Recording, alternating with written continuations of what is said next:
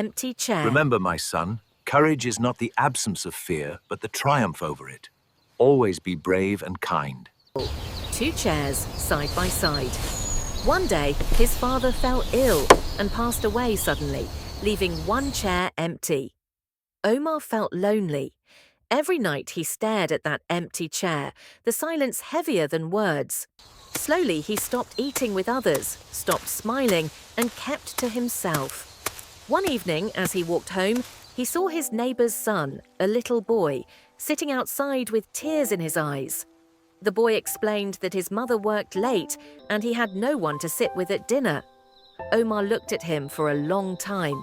His heart remembered the empty chair at home. That night, he invited the boy over and placed food on the table.